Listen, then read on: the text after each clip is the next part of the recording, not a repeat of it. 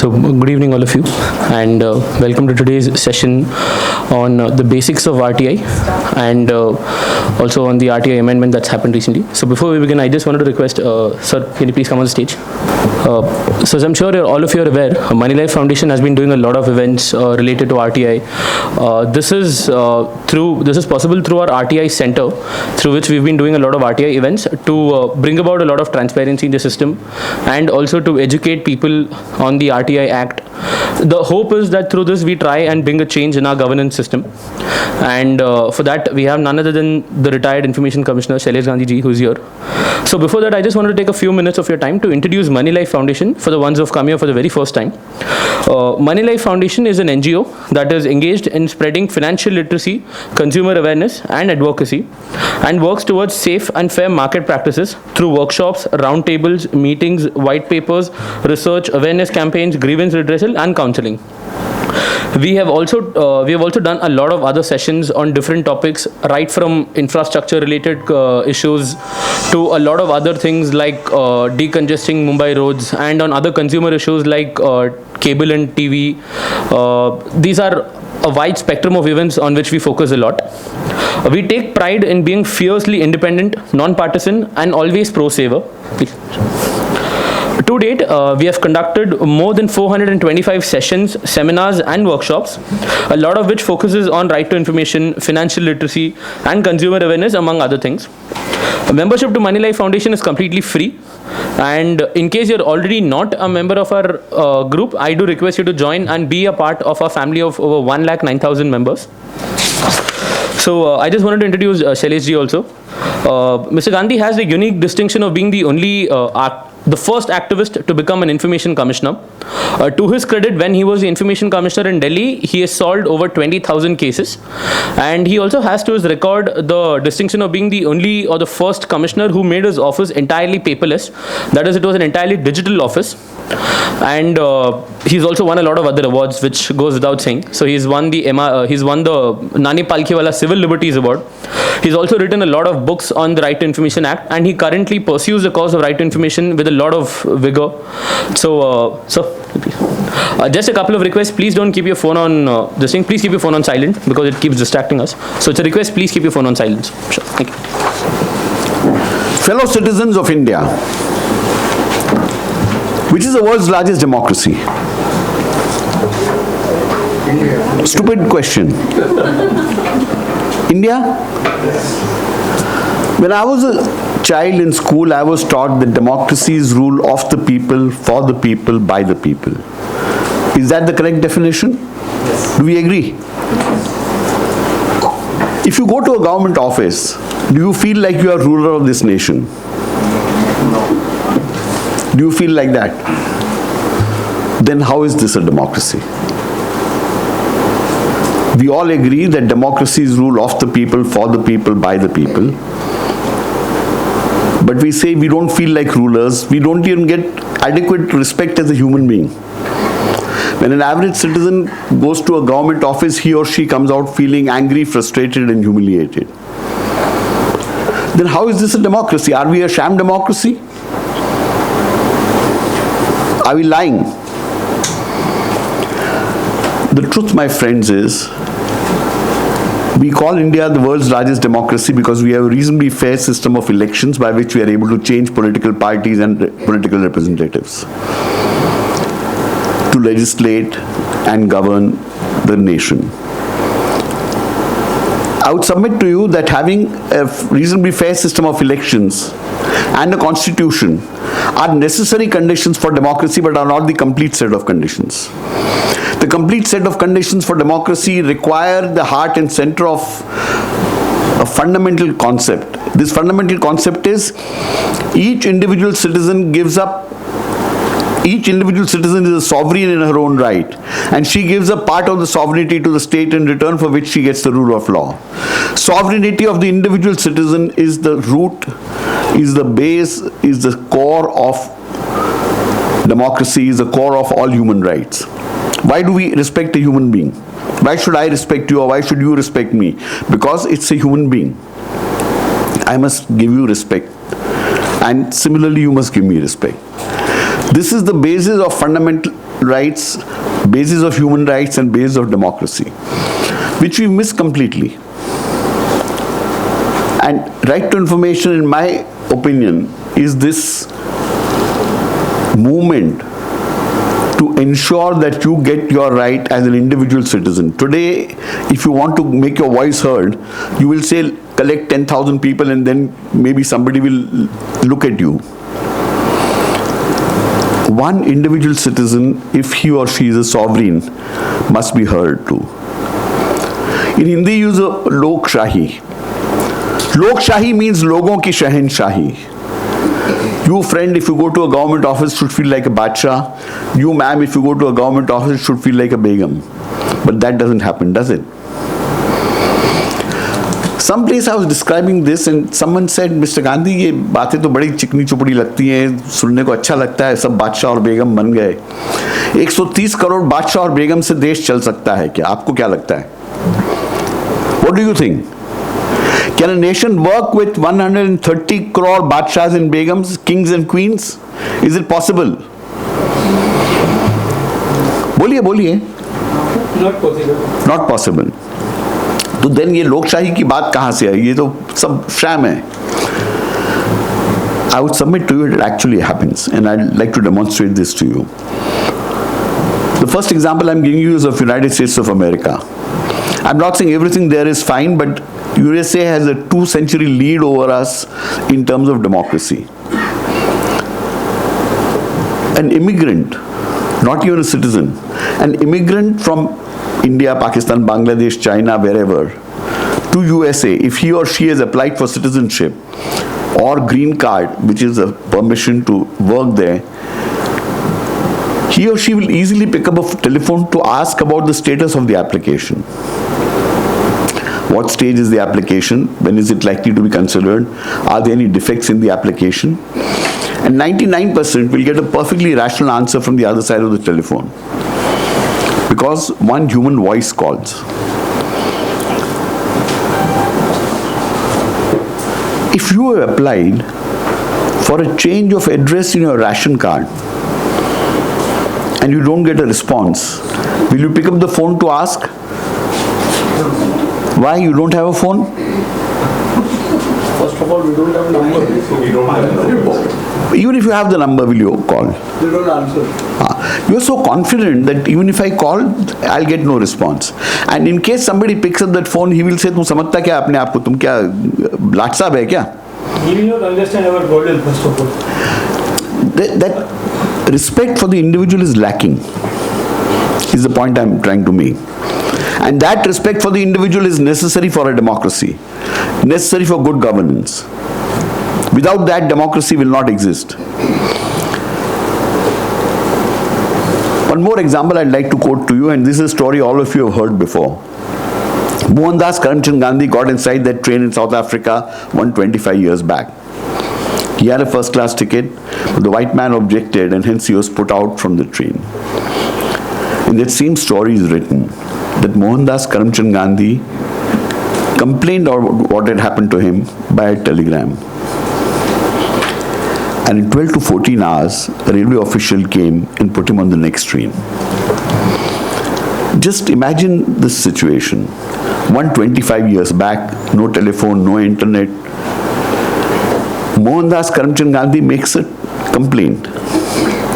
Mohandas Karamchand Gandhi was not a citizen of South Africa.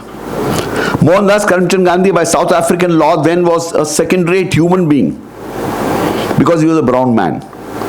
The law did not consider him a first-rate human being because he was not a white man. Despite a second-rate human being by law, that law was bad, but that's not the point. The law made him a second-rate human being. Despite being a second-rate human being, despite not being a citizen of South Africa, at the mid of night, he sends a complaint by telegram. And the system responds in 12 to 14 hours. Because one human being has complained. This is essential. This is something most of us don't realize. We talk of things that are wrong, but what we do not realize is we have missed respect for the individual. It is not the fault of an average politician, the average person, policeman, the average bureaucrat. The fault is that we have not developed that culture saying we must respect each other. हर इंसान इंसान होने की वजह से एक दूसरे को मान सम्मान से देखना चाहिए. And at the end of this talk today, I will try and share some things on right to information with you. But I'm hoping I will succeed in instilling in you the concept that you are the Badshah and Begum of this nation. When you go out from that door, I'm hoping there'll be so many Badshahs and Begums walking out. And if that happens, I would consider this talk worthwhile, and I'll consider all of us have spent time fruitfully together. Now, the Right to Information Act is an act that recognizes the fact that government is of the people, for the people, by the people. Everything in government belongs to me. Is that right? If I'm the ruler? Yes. Every table, tube light, chair, plane, tank, car in the government belongs to me. Is that right? Yes. Can I take it home? It belongs to public. Yeah, you are right. It belongs to, it belongs to me also, but I'm in partnership with 130 crore other Indians. Therefore, I can't take it away. But the information in the cupboards, in the files, in the computers also belongs to me. And if that information is given to me, it does not deprive anybody else. Therefore, the default mode is all information in government offices belongs to me. I own that information. मैं owner हूँ, मैं मालिक हूँ उस information का. उसलिए मुझे मिलना चाहिए. I don't need to have any reason for asking for information. It has my right. The first such concept of citizens having a right to all government information came about in Sweden in 1776, 2nd December. After that, for nearly 150 years, no other country thought of introducing such a law. In the last century, today I think over 115 or 120 countries have introduced such laws. They go by three names: Access to Information ATI, Freedom of Information FOI, Right to Information RTI. We call it RTI. These are synonymous terms worldwide.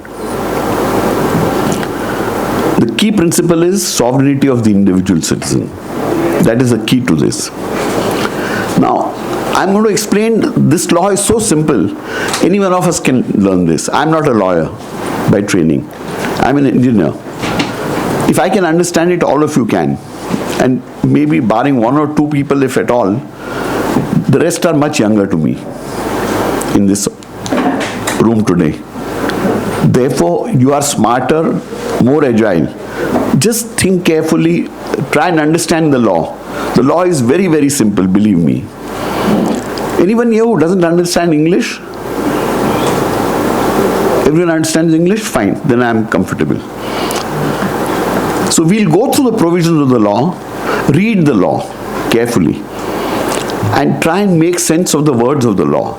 It is not difficult, it is very simple, let me assure you. But usually most of us say, nahi, kanun to hum nahi samajhta hai. Read this law. This is an extremely simple law. It's been very well drafted. It is rated as one of the top 5 transparency laws in the world. This act came about and became effective nationally from 12th October, which was Vijayadashmi in 2005.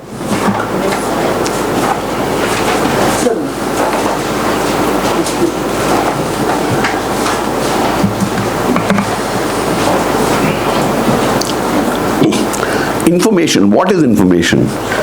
The definition is given there. This is from the law.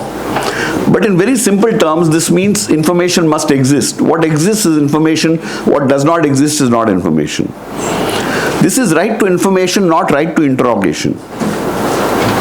Please understand this.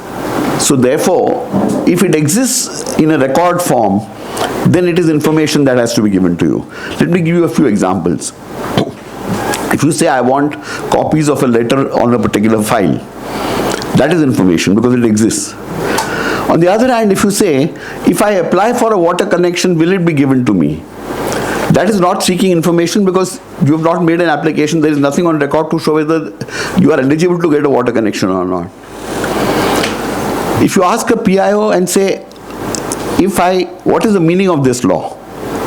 Or why was I not selected? If there is a record, it has to be given. If there is no record, it need not be given. So please understand carefully what is on record, what exists. Whenever you are seeking information, think of what exists.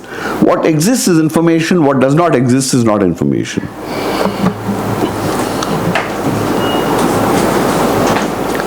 Who has to give information? Thank you. The law says all public authorities have to give information. What are public authorities? Public authority means any authority or body or institution of self-government established or constituted. A, B and C cover things that we normally call government.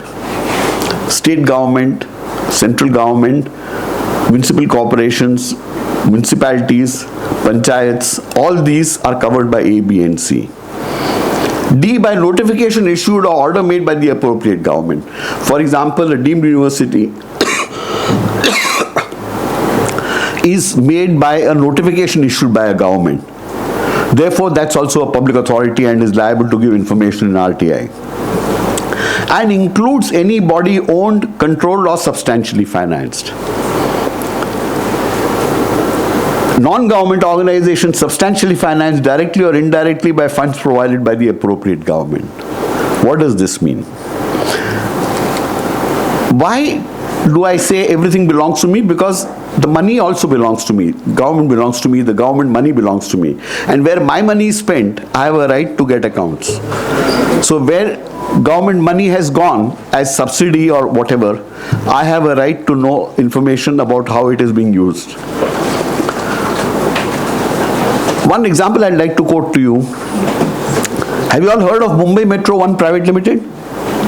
सुना है? Very good. किसका company है? रिलायंस का. बहुत अच्छी बात है.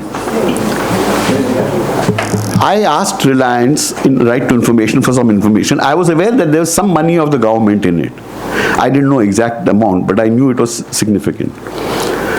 So Mumbai Metro 1 wrote back to me saying, Mr. Gandhi, don't you understand, we are not a public authority, we are not a government company, we are a private limited company. आपको अंग्रेजी नहीं समझ में आता है क्या? Mumbai metro 1 private limited. तुम तो प्राइवेट लिमिटेड कंपनी है, अंबानी की कंपनी है. तो फिर थोड़ा रिसर्च किया and this is what I found. Government has given 780 crore rupees to Mumbai Metro 1 Private Limited. 780 crores, it's not a loan. It is money given. It is not on interest, not on loan, nothing, never to come back. 780 crores cash. 600 crores worth of land has been given to the project. So 600 crores plus 780 crores, 1380 crores. Reliance ने कितना पैसा डाला होगा? Any guess? Reliance का company हम बोलते हैं ना, Reliance ने कितना पैसा डाला होगा? 5,000 crores. Reliance has put in 380 crore rupees. Equity is 74% Reliance, 26% government. ऐसा धंधा हम सबको अगर आ जाए तो बहुत अच्छा ना, सब पैसे वाले बन जाएंगे. 380 करोड़ सामने 780 करोड़ प्लस 600 करोड़ की जमीन मिल जाए, बाकी पैसा नेशनलाइज बैंक से आए. एंड कंपनी बोली हमारी, अगर मुनाफा होगा तो मेरा, नुकसान होगा तो तुम्हारा. I brought this up in the appeals and so on. Reliance realized it at an untenable stand, so they agreed to give information. But the point I want to bring to your attention is, it's beyond this case. All public-private partnerships, by definition, are public authorities. And we need to be vigilant to see whether our interests are being safeguarded or not. In most cases, I am slowly coming around to the conclusion that the Indian state, the Indian people are rich. They have enough assets, they have enough money. But this money is not being recovered appropriately. Their assets are not being put to proper use so that they get the income of it. The income कोई और खा जाता है. What is right to information? Right to information means the right to information accessible under this Act, which is held by or under the control of any public authority, and includes the right to, held by, in an office, in a public authority, any information that is with them is covered by right to information. Inspection of work, documents and records. You can inspect work, documents as records. For example, if you ask if there's an illegal building in a particular place and you said, I want details of this illegal building, the public information officer would be justified if he told you that there is no record of this. हमारे record पे ऐसा कुछ नहीं है. Now you will say building तो दिखाई देता है, झूठ बोल रहा है. He is only supposed to tell you what is on record. But you can ask for an inspection of the work and bring it on record. You can say, I want to inspect this plot with a municipal officer, go and inspect it, record that यहाँ पे building है, photo लीजिए, create a record, and you will then have an official record. For example, if you have potholes on your road, and you say, why are there potholes? You will not get any response because there will be nothing on record to show why the potholes are there. There may not even be a record of potholes unless somebody's filed a complaint. But you can say, okay, I'll do an inspection of the road. Go inspect the road, count the potholes, take photographs and create a record. You can inspect files, documents, records. Taking notes, extracts or certified copies of documents or records. You can take photocopies of records. You can take extracts from records. Taking certified samples of material. This is a very interesting thing which very few people do. If you believe a government hospital has got fake drugs or substandard drugs, you can take a sample, get it tested, and prove that something wrong is happening. If you believe the bitumen, most of our roads collapse because the bitumen quality is very poor. In fact, bitumen पे cheating ही होता है. 100 bitumen डालने का होता है तो 50 डालते हैं. You can get it tested and prove that there is something happening wrong. Obtaining information in the form of diskettes, floppies, tapes, video cassettes, or in any other electronic form or through printouts. CCTV footage is also included. So no matter in what form it is, what exists is information and that you can access. The most important section of the RTI Act is Section 3, which is the shortest.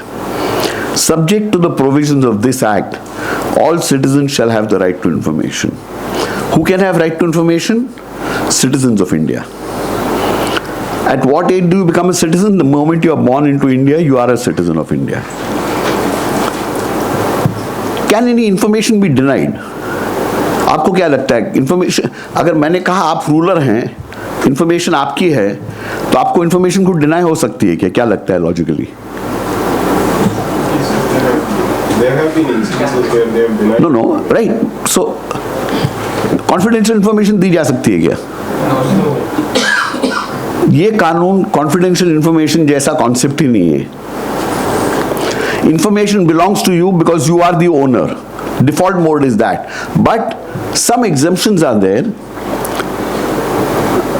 to prevent harm to come from certain interests. For example, if you said Indian Army is under RTI, if you ask Indian Army कि आपके formations कहाँ कितने हैं और आपके armaments क्या हैं, that they will not give you because if they gave that, then it will be impossible to defend the country. So there are exactly 10 categories of information given in Section 8.1. We'll deal with that a little more in detail. And Section 9 is the only other reason for which information can be denied. Section 9 covers copyright. अगर आप कहेंगे कि एक picture है sensor board के पास आई थी sensor करने के लिए, उसका मुझे DVD दे दो, तो वो नहीं दे सकते हैं. पूरी फिल्म का मुझे DVD का कॉपी दे दो. They can't give that to you because that would be infringement of somebody's copyright. So apart from copyright, only matters covered in Section 8.1 can be denied. All the rest belongs to you. When somebody is denying you information, he or she is denying information to the owner of the information. Remember this. Therefore, subject to the provisions of this Act, exemptions are what are given in this law. Apart from that, all information has to be given to you. Now, we'll just see how much I have been able to explain We'll do a small quiz together. Are these seeking information? If I apply for a water connection, will it be granted to me? No. Wonderful. Why does Swami Vivekanand Road have many potholes? सब लोग बोलिए भाई. No. Can a sample be taken from a government go down? Yes. Very good. Can you file a RT application with Nirav Modi's companies? No. Nirav Modi का पैसा अपना है, मगर वो घुमा के है. Okay. Can you file a RT application with an aided school? Yes. Wonderful. You know 25% of the law as much as I do now. Okay. The heart of the RTI section is what's called Section 4. Section 4 envisages that सब information आपको मांगनी भी क्यों चाहिए? Why should you have to seek information? All information belongs to you. Therefore, it should be given to you. It should come to you directly. It's a slightly long section, but let's read just this part. Each public authority shall maintain all its records duly catalogued and indexed in a manner and form which facilitates the right to information under this Act, and ensure that all records that are appropriate to be computerized are, within a reasonable time and subject to availability of resources, computerized and connected through a network all over the country on different systems so that access to such records is facilitated. I'll repeat this. All records that are appropriate to be computerized are, within a reasonable time and subject to availability of resources, computerized and connected through a network all over the country on different systems so that access to such records is facilitated. This was the vision and the promise of the Act. 14 साल हो गए, ये अक्टूबर में 14 साल हो जाएंगे. This has not been achieved. Computers सब जगह हैं. Every government office has a computer. In case some rare government office doesn't, it's not a question of resources or money. It can easily be given. Network है. We have Rupee and Bheem, etc., being Paytm, etc., doing all around the country. What is the problem and what is this? Why is this so significant? Let's take a slight leap away. बहुत normal experience है कि किसी दफ्तर में जाते हैं application के लिए, किसी कंप्लेंट के लिए, किसी रिप्रेजेंटेशन के लिए कोई नागरिक जाता है तो बोलेंगे फाइल भेटत नहीं. 100 रुपया दिया तो फाइल भेट जाएगा, 500 रुपया दिया तो रिकॉर्ड बदली हो जाएगा या रिकॉर्ड बदली कर दिएगा, 1000 रुपया दिया तो फाइल गायब हो जाएगी, और थोड़े लाख रुपए दिए तो मंत्रालय में आग लग जाएगी. What is the way we are working? We say corruption हमें निकालना है. Most government departments in the Western countries do not have vigilance departments in their government departments. We have vigilance department in every department. That doesn't work. So what do? We have a anti-corruption bureau. उससे भी कुछ नहीं होता है. So we create a central bureau of investigation. उससे भी नहीं होता है. Then we create a CVC. Central Vigilance Commission भी कुछ नहीं कर पाता है. Now we've got a लोक आयोग, लोकपाल, जो दिल्ली में 5-star होटल में बैठ के टाइम पास कर रहा है. These are not the methods by which you have to design systems so that corruption doesn't take place. If you work on a computer and only transmit electronic files, you can't change records. Records cannot be changed. If a record is changed, it can be traced who traced it and what it was before. The backup of every record, let's say in Mumbai, can be held in Hyderabad or Bangalore or Calcutta if you like. Records would be safe, untamperable. Right now, think of a very simple thing. If a file originates in BMC in Borivali and has to travel to the head office, it has to physically be taken to head office. हम लोग सोचते नहीं है, but ये हकीकत है. वहाँ से अगर मंत्रालय जाना है तो physically it has to go to Mantralaya. Mantralaya में समझ लीजिए कोई देखता है, फिर इसको दिल्ली जाना है तो ये फाइल दिल्ली ट्रैवल करनी पड़ती है. और ये ट्रैवल के चक्कर में, ये यात्रा में कहीं भी कोई उसको रिकॉर्ड को बदली कर सकता है, पेपर निकाल सकता है, फाइल गायब कर सकता है. कौन देखेगा? How is it possible? And yet we continue like this. what we need to do is to insist that all work should be paperless. Computer पे काम करे, कंप्यूटर सब जगह है, वो टाइपिंग उस पे होता है, बट वो typing they use a computer as an electric typewriter. Computer पे ही फाइल बने एंड ट्रांसमिट हो, तो same file from Borivali to head office to Mantralaya to Delhi and back in Borivali could finish its journey in 1 hour's time, less than 1 hour even. आधे घंटे 1 घंटे में जो काम हो सकता है उसको हम इतने कॉम्प्लिकेटेड तरह से करते हैं. ई गवर्नेंस के नाम पे बहुत पैसा खर्च हो रहा है, बट बकवास है most of this. We just wasting our money. If citizens were to insist that all work in government must be done paperless, if a paper has to be given to a citizen, it may be printed and given, but all government work and all government work should be based only on computers. No paper files. हजारों करोड़ के paper बच जाएंगे, कई हजार पेड़ बच जाएंगे हर साल. उन फाइलों को रखने के लिए जगह करनी पड़ती है, जिसका भी पैसा लगता है, तो करीब उतना ही पैसा लगता है, और फिर वो फाइल ढूंढने को इतना पैसा लगता है, तो वो मिलती नहीं है. This can change easily. People must demand this. This was the duty of the government, this was the duty of the public authorities, they have not done it. But let us make a demand. हम demand क्या करते हैं? अरे ये ठीक नहीं है, अरे ये करप्ट है, ये फलाना है, ये है. हमने सही माने में हमारी सरकार ठीक से कैसे चलेगी इस पे सोचा ही नहीं है. तो बादशाह और बेगम अगर नहीं सोचेंगे तो और कौन सोचेगा? ये जिम्मेवारी हमारी भी तो है. Okay, section 5. ना किसको जाके हम इंफॉर्मेशन मांगे? चलिए, इंफॉर्मेशन क्या है हमने समझ लिया, राइट टू इंफॉर्मेशन समझ लिया. कानून में ये प्रावधान है कि every public authority, every office of a public authority, every office of a public authority must have at least one public information officer. Jan Mahiti Adhikari. What is the name of the public information officer? How do I know? I don't need to know. I just write it to a letter to public information officer at so and so office of a public authority. There has to be a public information officer. If there is no public information officer, there has to be an acting public information officer. This is a legal requirement. So all I need to do is write to public information officer at a particular office. Then what happens? Is there a fee? There is a 10 rupee application fee.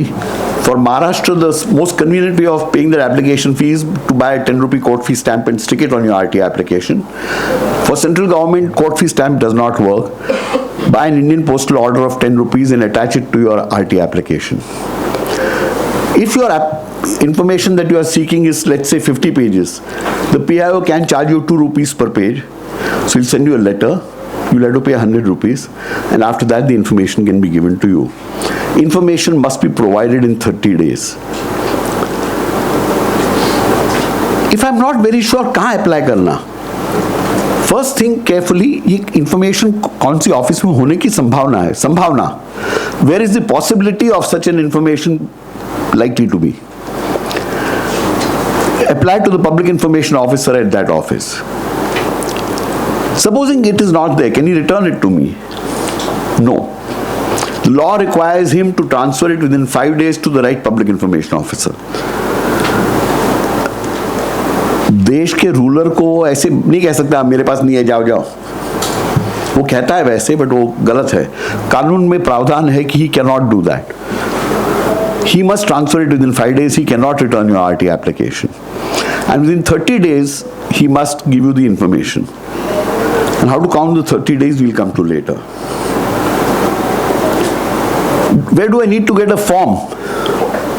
I don't need any form. Any plain piece of paper is my form. Maharashtra has a format which I need to follow. Central government has no format, I can just make it like a letter, but it's useful to follow the Maharashtra format for that also. RTI can also be made online, and I'll give you the web addresses, which will come later too. A person who desires to obtain any information under this act shall make a request in writing or through electronic means in English or Hindi or the official language of the area in which the application is being made. So you can apply in English, Hindi or in Maharashtra Marathi. Response PIO को किस भाषा में देना चाहिए? Ideally PIO को ये सोचना चाहिए कि कौन सी भाषा में आप कंफर्टेबल हैं, but there is no law about it. 99% the responses in Maharashtra will be in Marathi. कुछ लोग कहते हैं हमको मराठी नहीं आती, हम क्या करें, हमको तो समझ में नहीं आता है. उनको कहता हूँ भैया तो मराठी सीख जाओ. अगर वो मुश्किल है, कुछ लोगों के लिए मुश्किल है सीखना, find one Marathi speaking friend. एक दोस्त तो होना चाहिए जो मराठी अच्छी तरह जानता है. वो भी नहीं है तो फिर महाराष्ट्र में मत रहो.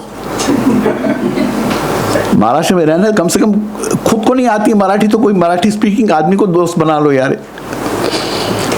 An applicant making request for information shall not be required to give any reason for requesting the information or any other personal details except those that may be necessary for contacting him.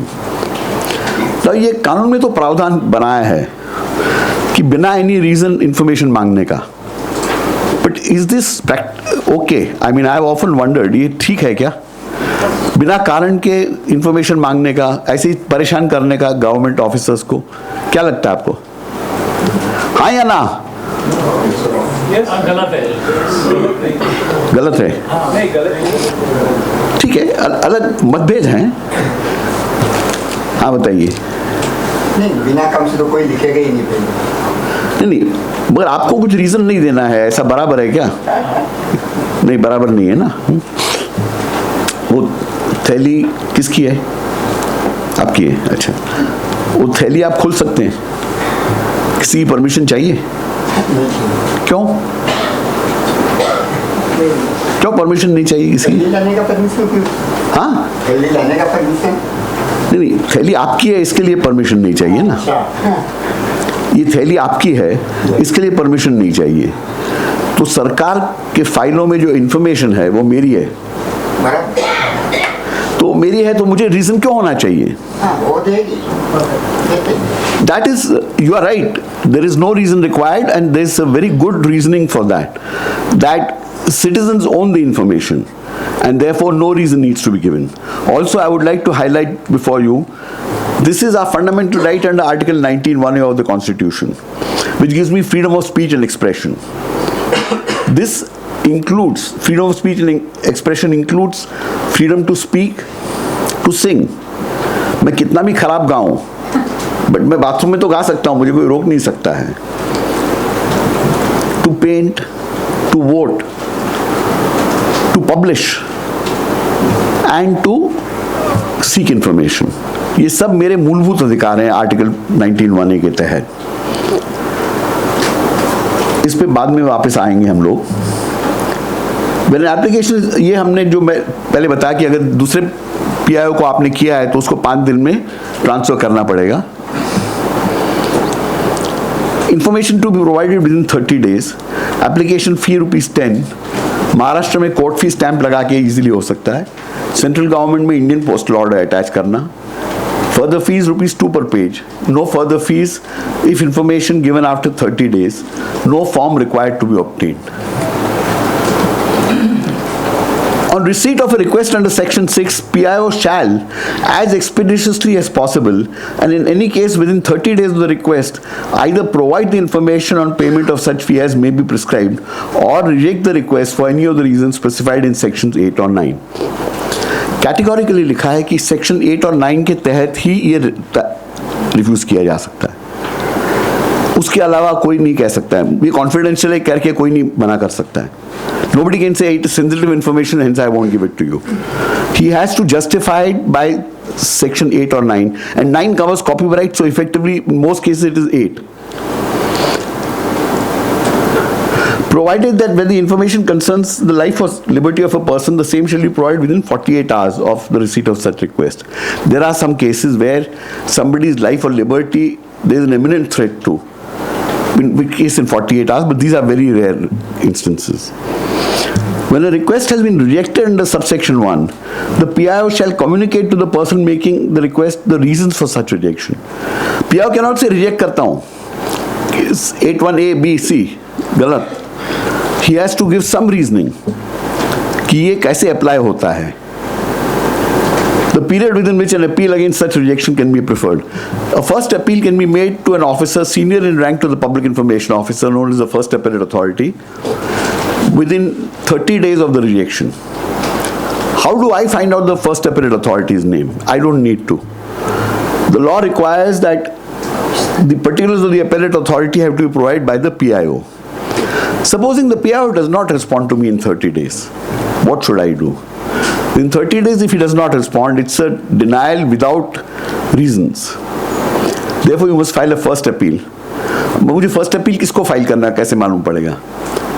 A simple technique is file a first appeal to the first appellate authority, care of public information officer at the same address, and say below the first appeal that the PIO is supposed to give me the details of the first appellate authority.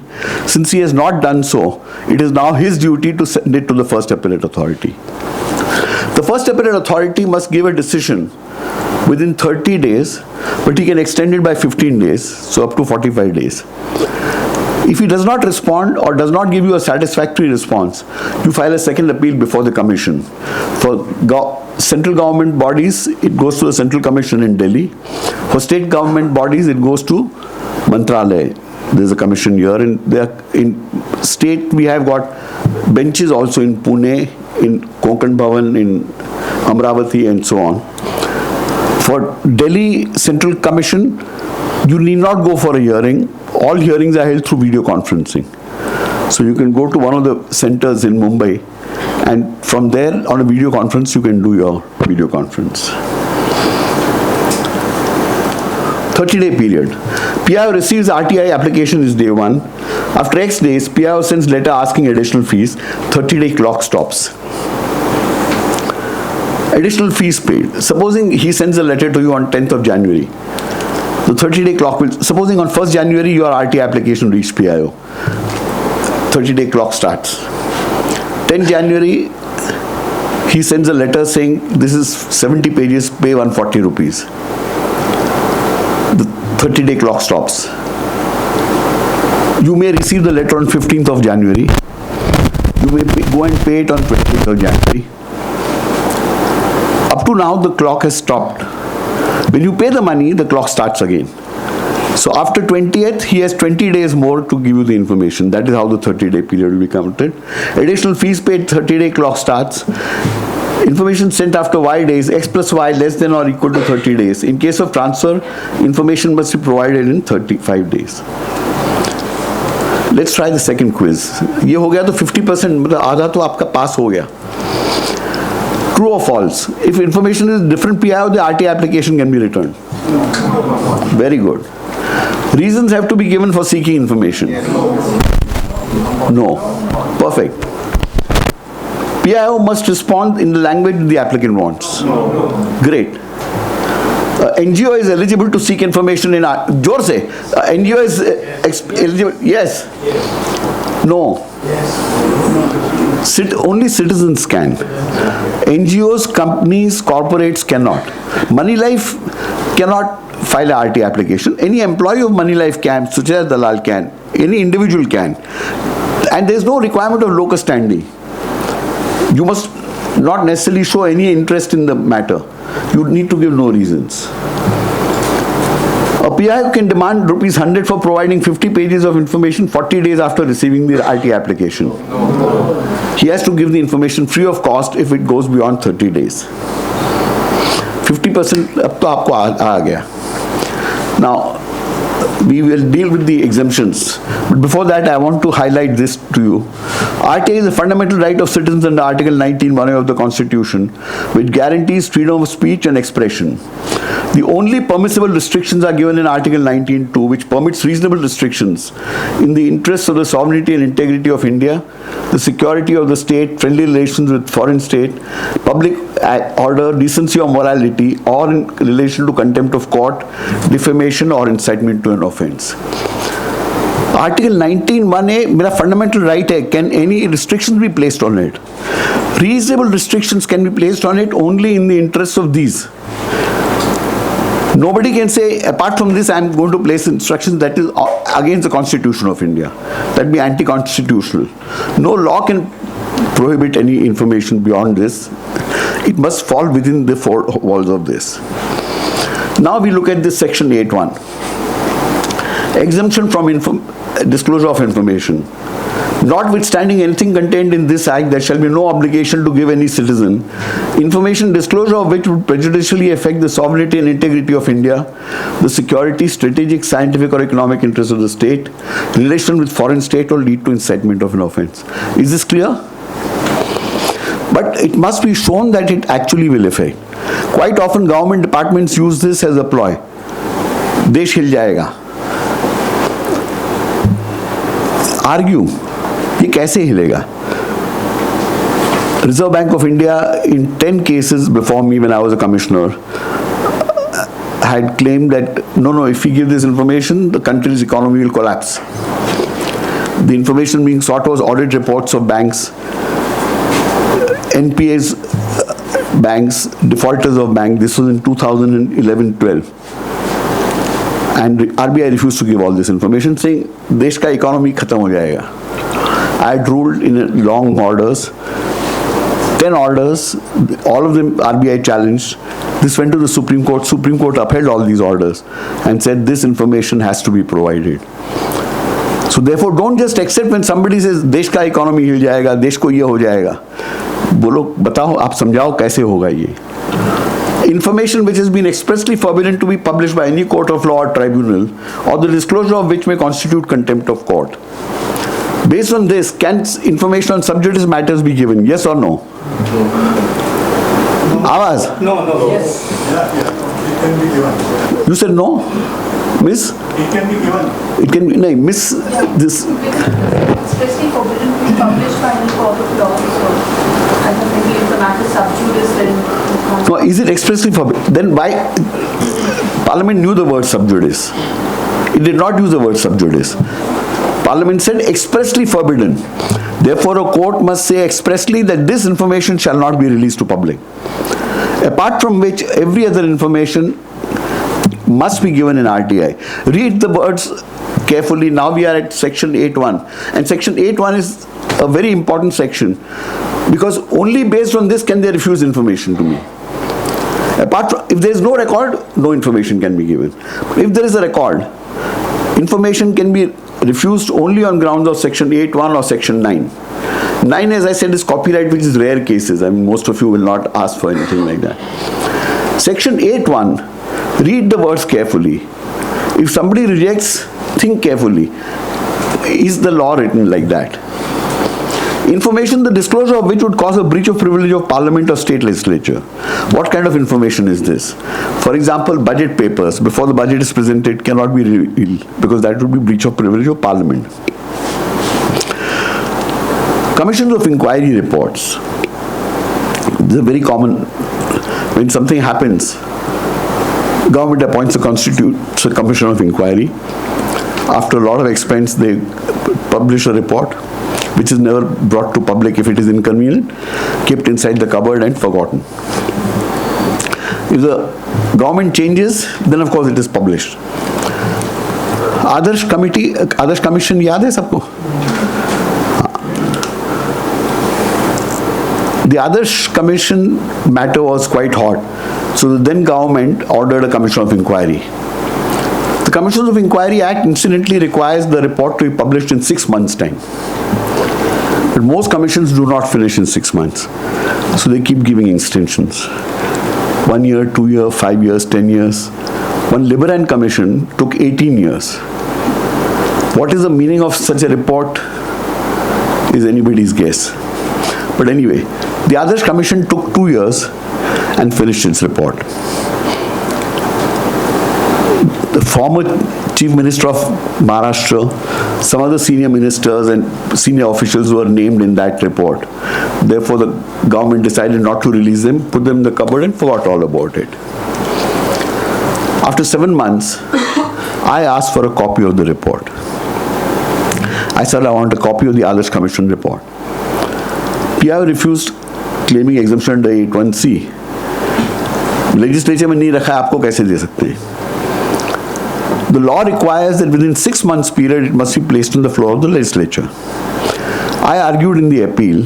I said, In 6 months, this should have been presented to legislature. You have not presented it, therefore you already breached privilege of legislature. Now you can't tell me you are going to breach it again. आपने तो already breach कर लिया. First appellate authority refused information, also refused. I filed a second appeal.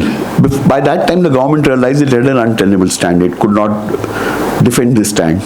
So what the government did, which was a good move, they put it on the floor of the legislature and sent me a copy of the report. Now just remember, no commission of inquiry report can be denied to you based on any such criteria. By not publishing it, you can force governments to publish commission of inquiry report, and these are made by your money. Information including commercial confidence, trade secrets or intellectual property, the disclosure of which would harm the competitive position of a third party. There is a larger public interest override, which I deal with later, so we'll leave that portion out. For example, supposing I ask FDA for the formulation of Coca-Cola, it would obviously not be permissible because this would damage commercial confidence and harm its competitive interests. But two things have to be satisfied to apply A1D. It should be shown that it is of a nature of commercial confidence, that is information which should normally not be publicly available, and it must harm somebody's competitive position. To give an example, Bank of India can claim A1D for information relating to its activities. Air India can, but Indian Railways cannot, because Indian Railways has no competition. Before a tender is announced, this can be used to deny information about the tender. After a tender is awarded, nobody's competitive interest can be shown to be heard. Therefore, this exemption would be null and void. I'm telling you this because quite often people frivolously refuse to give information. You must learn how to argue. And this is very simple. You don't need any great knowledge about anything to do. Just think logically. Information available to a person is fiduciary relationship. Fiduciary kya hai? Anyone who knows? Any law students? Yes, miss. Bank and his customer. Yeah, but what is a trust base? Yes, miss? Trust based. All of us have trust in each other that nobody is going to pull out the gun and start shooting. No, money doesn't have to be involved. No, money is not necessary. Now, yes? Boss and his servant kind of relationship. One person is not. No. Okay. Fiduciary relationship with, yes, please? There can be confidential relationship like Look, once you say confidential is a big maze. I say ये confidential है तो खत्म हो गई. Yes, miss. It cannot be two-way. One person places his trust in another person, the other person will not. True. Okay. As somebody rightly pointed out, a doctor-patient, customer, lawyer, banker-customer are fiduciary relationships. Even amongst Christians, for example, a padri with somebody who goes and confesses before him, that's also a fiduciary relationship, where there is no money involved. What are the characteristics of these fiduciary relationships? Trust is one element.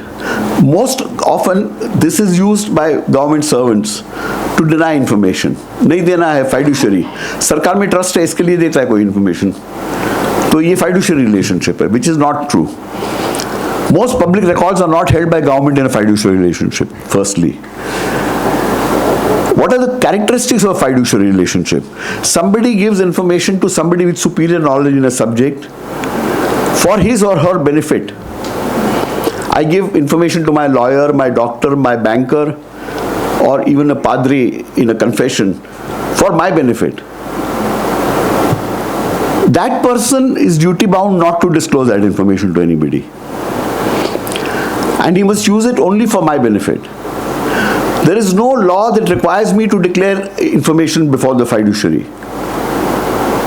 When I go to a lawyer, I don't necessarily have to give him any information. I can say, you fight my case, I can give him false information also, and there's no law I'm breaking. If I have committed a crime and go to a lawyer and say मैंने कुछ गुनाह नहीं किया है, I am not committing a crime. Whereas most information given to government is in a regulatory transaction. And if I lie, there are penal consequences. And yes, I can choose the person to whom I want to give the information. I can choose my lawyer, banker, doctor. And I have trust in him. If I didn't have trust, I won't go to him. If a doctor tells me मैं फुकट दवाई देता हूँ, but if I don't trust the doctor, I will not go to him. I'll go to him only if I have trust. So trust is an important element, but it's only one of the elements. And as you rightly pointed out, it's a one-way relationship. I give information to my lawyer. Information is held by the lawyer in a fiduciary relationship. Lawyer gives me advice. That I don't hold in a fiduciary relationship. I can go and show it to 10 people. If I go to a doctor and take advice, doctor prescribes something or gives me some advice, I can go and show it to 10 other doctors and take their advice. And I'm breaking no law, I'm doing nothing wrong. This is a fiduciary. Then why is a fiduciary relationship at all covered in this? For example, if my account is with State Bank of India, and you say I want details of Mr. Gandhi's account, it can't be given to you because that would violate my fiduciary relationship. If I go to a government hospital and give details about my health, that cannot be divulged to others because that's held by them in a fiduciary relationship. But most records on government are not held in a fiduciary relationship, and this is one of the most abused exemptions. कुछ भी होता है, and I've seen people say, so trust है. Because they only catch the word trust and they say सरकार में trust है. अरे सरकार में trust नहीं भी होगा तो भी देना पड़ेगा information.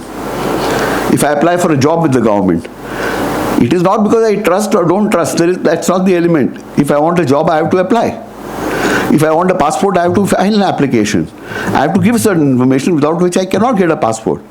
So that is not because I have trust or because I have any love or respect for that. So that's what a fiduciary relationship is. Incidentally, in the RBI cases, they had argued on two grounds. One, the other thing they had claimed was fiduciary relationship. All banks have fiduciary relationship, and I had said, you are not holding information on behalf of banks in fiduciary relationship at all. You are a regulator. Banks don't give you information for their benefit.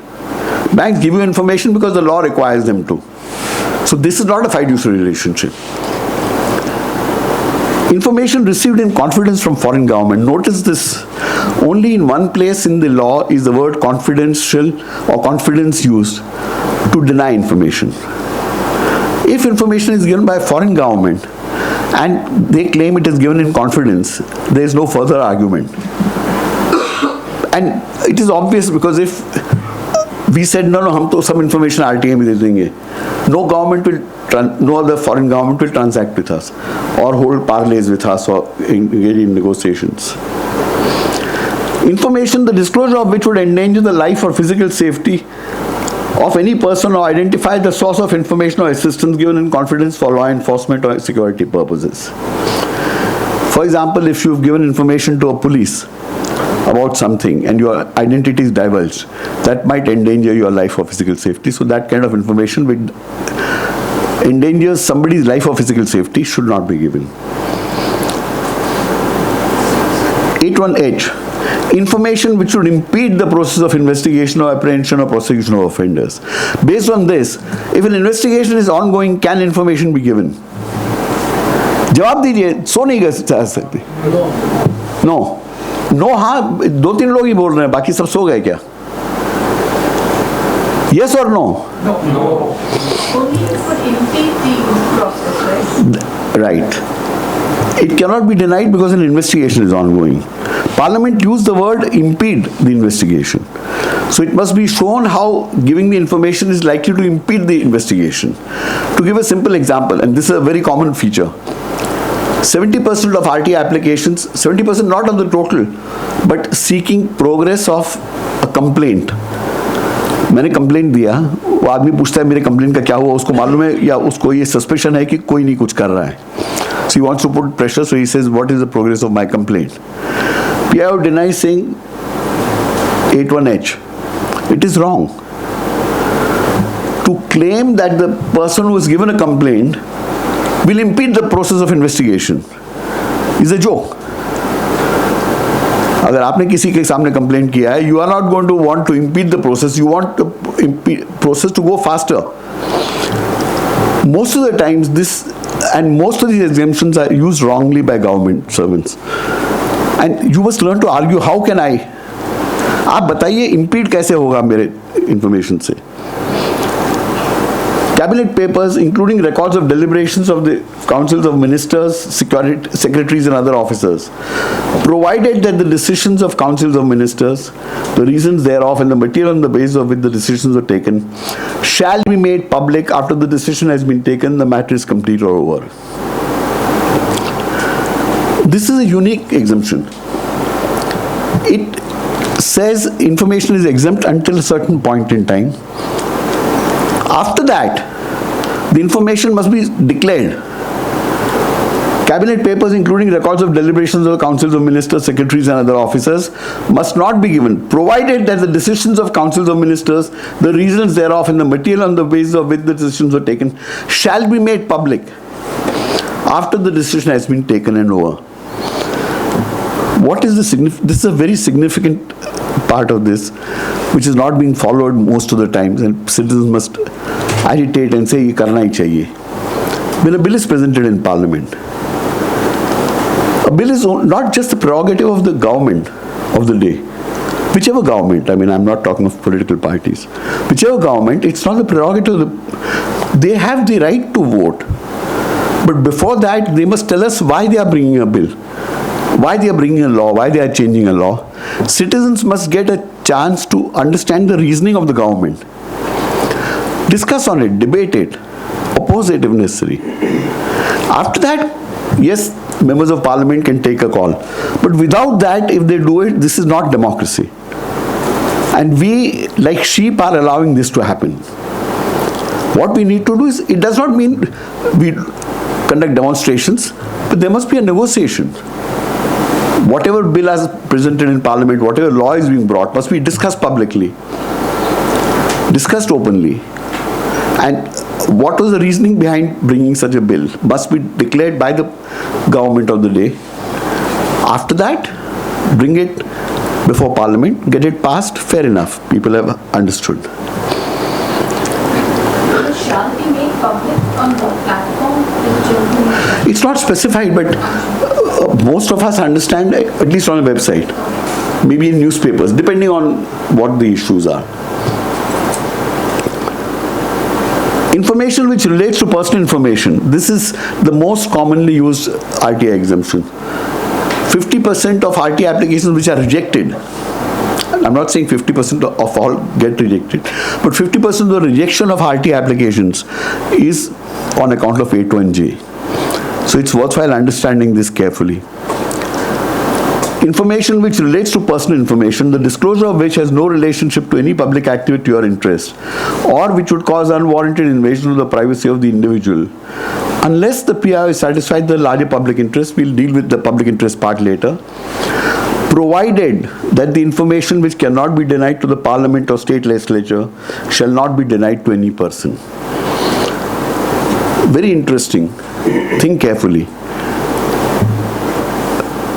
Information which relates to personal information.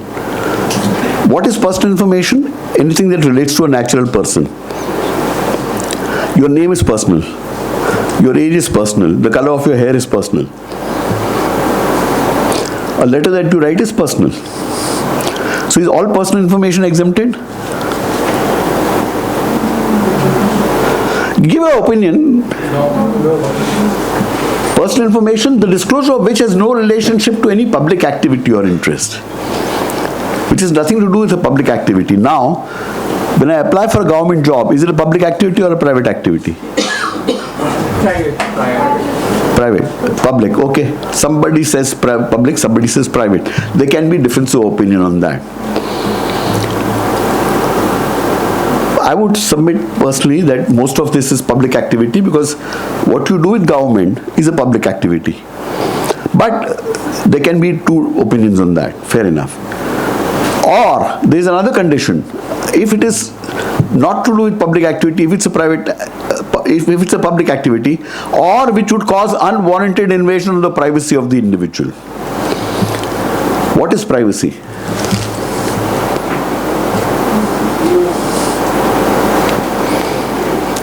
कोई But tax return, financial position of a person, tax returns. is privacy. क्यों, कैसे? It's his individual thing. Even though it's filed. Anyway, you are all very, very learned people. The Supreme Court of India also doesn't know what is privacy. So you are in very good company.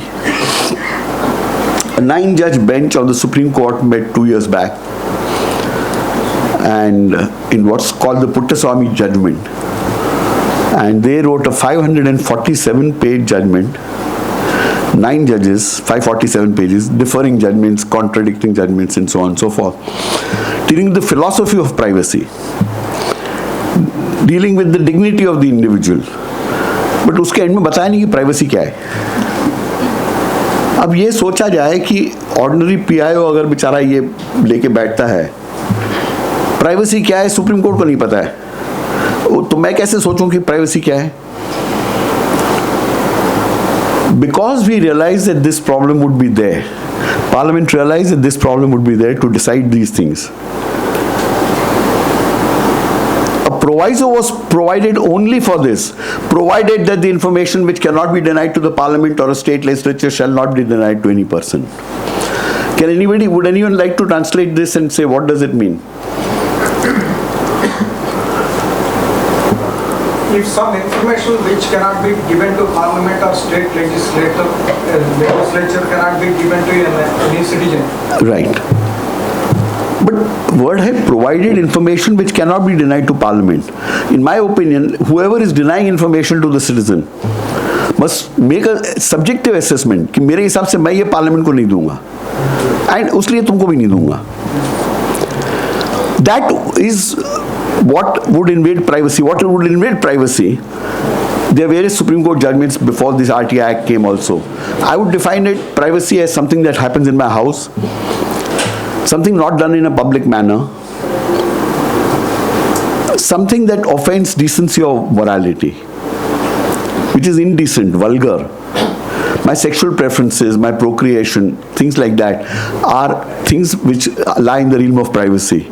In fact, I look at a very simplistic view, saying what we call private parts in English language. Things relating to private parts are relating to privacy. But everything else is not privacy. Everything else is not privacy at all. Identification of a human being, the best identifier is a photograph. Somebody took photographs, right? Did he ask everybody's permission? Do you think it was an intrusion on your privacy? No. But when it comes to RTI, people start saying, it is intrusion on my privacy. A newspaper, a TV channel takes a film somewhere, wherever you have gone. आपका थोड़ा भी आता है, आप हंसते हैं, कुछ भी है, and वो publish करते हैं. उसमें किसी को ऐतराज नहीं है, but RTI में नहीं देना चाहिए. What has happened is 81J is becoming an omnibus thing. Personal information नहीं देंगे हम. And there are Supreme Court judgments that have said this. Supreme Court judgments have not even considered this, provided that information which cannot be denied to the Parliament. And let's take a look from the constitutional perspective. 81J and Article 19.2. Article 19.2 permits reasonable restrictions in the interest of the sovereignty and integrity of India. Will the sovereignty and integrity of India be affected if my privacy is invaded? No. The security of the state? No. Friendly relations with foreign states? No. Public order? No. Decency or morality? No. The answer is yes. Decency or morality would be violated. अगर मेरा नंगा photo छाप दो कहीं पे, तो my decency or morality is violated. Or in relation to contempt of court, defamation or incitement to an offense, those cannot, only decency or morality are the terms. And that is the test that should be applied. And if something violates decency or morality, it should not be given to Parliament also. because what is given to parliament or state legislature becomes public knowledge. So if my privacy was invaded, then that is the kind of information which should not be given to parliament. And that is why this proviso was put as an acid test for the PIO. This is one of the most misused provisions of the law. कुछ भी मर्जी आए नहीं देंगे. And the list is growing. Whenever you are faced with this, argue कि ये आप बताइए कानून या कॉन्स्टिट्यूशन के हिसाब से ये कैसे सही है. This is not correct either as per the constitution or the law. Okay. Notwithstanding anything in the Official Secrets Act, nor any of the exemptions permissible in accordance with subsection 1, a public authority may allow access to information if public interest in disclosure outweighs the harm to the prohibited interest. If there is a larger public interest, you do not need reasons to ask for information. You do not have to give any public interest for asking information. But if there is an exemption that applies, then you may argue that there is a larger public interest in providing the information. For example, I gave you the example of Nirav Modi's companies. Supposing you ask Punjab National Bank is a public authority, कि भाई नीरव मोदी के transactions का मुझे information चाहिए. They may refuse saying fiduciary. But you may be able to argue that there is a larger public interest because a major fraud has been committed. Under such circumstances, so therefore public interest has to be established only when exemption applies. When exemption doesn't apply, no public interest needs to be Okay, third quiz. If a matter is sub judice, information shall not be provided. No commercial information shall be provided. Confidential information shall not be provided. A PIO can reject the RTI application without giving any reason. An applicant must give reasons for seeking information. All personal information is exempted. If information is confidential, it will not be given. अब तो सब बादशाह और बेगम बन गए. झूठ है. Absolutely right. 75% plus. First appeal to first appellate authority within 30 days for not getting information, incomplete information or wrong information. First appellate authority should decide in 30 up to 45 days. If a result of first appeal not satisfactory, file second appeal to the commission within 90 days. Section 19(5) onus on PIO that denial of information was justified. It is the PIO's responsibility to show that denial was justified. Theoretically, as the law goes, you need not justify why you want information. You need to justify only if an exemption is established, then you need to argue about it. Section 20 is the teeth of the act. ये दांत है act के. If information denied without reasonable cause, Commission must penalize the PIO, deemed PIO at rupees 250 per day of delay after giving an opportunity of explaining. Maximum penalty of rupees 25,000. Commission can also recommend disciplinary action against the officer and compensation paid to the applicant. This is the law that actually recognizes your sovereignty. If a major catastrophe hits Mumbai and 100,000 of us collect at Azad Maidan, the maximum that will happen to a public servant is he or she will get transferred. Here is a law that says one individual's sovereignty was challenged, not respected. एक बंदे ने जब information मांगी तो उसको दिया क्यों नहीं? बिना वजह अगर नहीं दिया है तो पर्सनल पेनल्टी भरनी पड़ेगी और कोई कानूनी प्रावधान ऐसा नहीं है which gives that status to the one individual. एक छोटी बच्ची 10 साल की अगर RTI एप्लीकेशन डाले उसको जवाब नहीं दिया and the PIO cannot explain why he did not answer, he is liable to pay a personal penalty up to 25,000 rupees. Most commissioners are not imposing penalties as much as they should. I'm not saying in every case they should impose penalties, but they should. And if they start imposing penalties, the threat that the PIOs will felt will be far higher. Adherence to law will be there. If people feel कि हम तो गुनाह तोड़े कुछ होता नहीं है, तो कानून का कोई मकसद नहीं होता है, कानून का कोई डर नहीं रहता है. कानून के डर के लिए punishment is not the only thing. But punishment कभी कभी तो होना चाहिए. And this law recognizes this, and this is the only reason why this law works. This is a very powerful provision in the law which has made the law workable. Section 22 is very important. The provisions of this Act shall have effect notwithstanding anything inconsistent therewith contained in the Official Secrets Act and any other law for the time being in force, or in any instrument having effect by virtue of any law other than this Act. Effectively, this says it will overrule all other laws and rules as far as giving of information is concerned. Some people have argued that no, if my law is not inconsistent, then I will give it only as per my law. False. If there is no inconsistency between the way you want to give information in your law and this, then you must give in whatever way the citizen wants.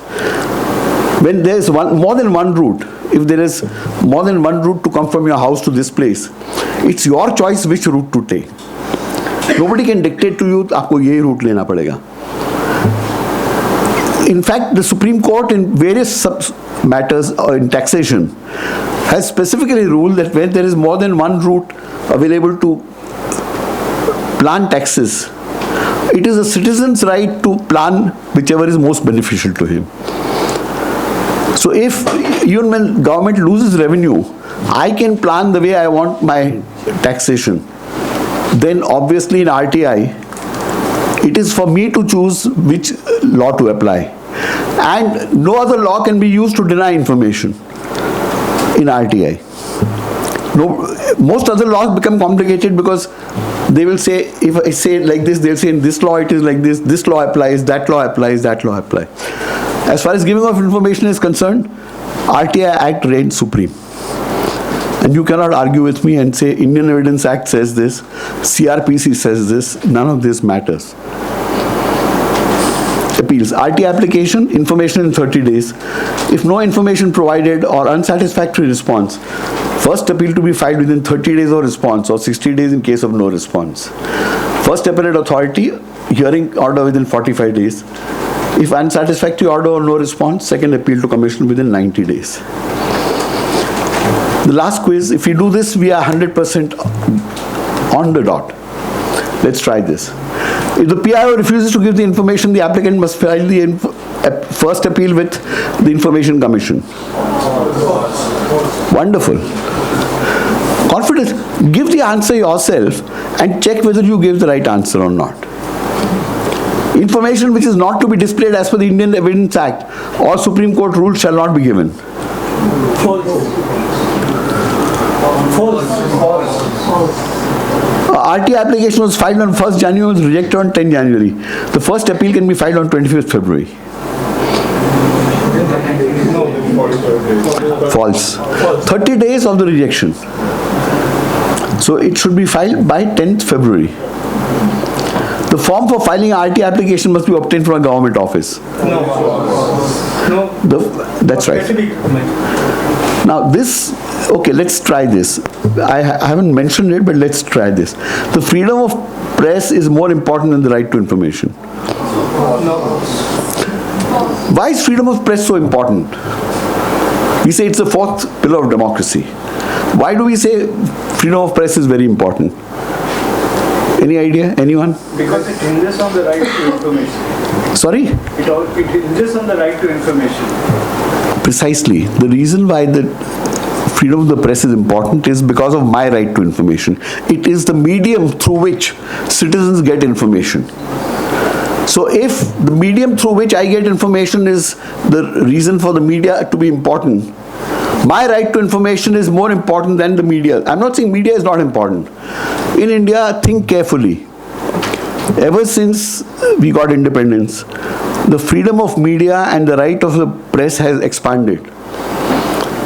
The right to information is being constricted, which is completely absurd. If the freedom of media is important, my right to information has to be treated on par with that. If you don't treat that on par, you are doing great disservice. And if I'm asked to give reasons or denied information, and all these things are happening today, then tomorrow the day is not far off and I'll be asked to give reasons to speak.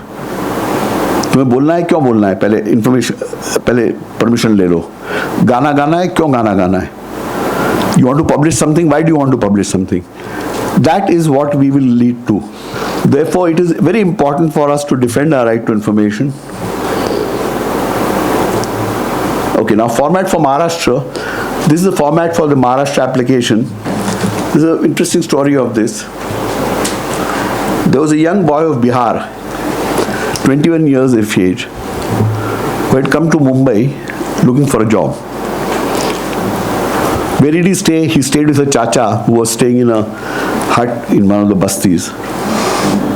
While he was going around looking for a job, looking for contacts, chacha, mama, mausa, job laga do. There was a RTI workshop going on in the basti. So he sat down, he had nothing to do, aise hi ghum raha tha. He understood that he can file an RTI application on a plain piece of paper. He needs to attach a 10 rupee court fee stamp. He needs to address it to the public information officer at the office where the information is likely to be.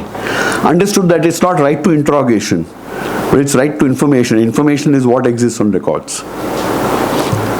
And that the response must come in 30 days, and that if it is not given, there is a penalty provision, etc. He understood all that, then he moved on. He got a job. After that, he applied for a ration card.